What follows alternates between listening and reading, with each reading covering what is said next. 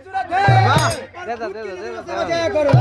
अजी आप इतनी खूबसूरत है, खुद की नजरों से बचाया करो। जरूरी नहीं है आंखों में काजल लगाना, गले में 2-4 मिर्च एक नींबू लटका। ओहो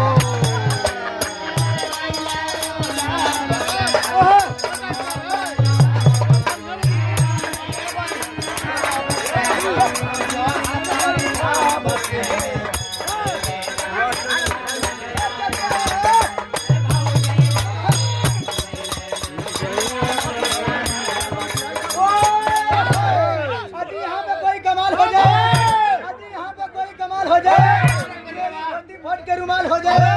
अजी आपकी मैडम की तरफ से यही दुआ करती है कि आपके सर पे लंबे लंबे घने धन्यवाद। धन्यवाद।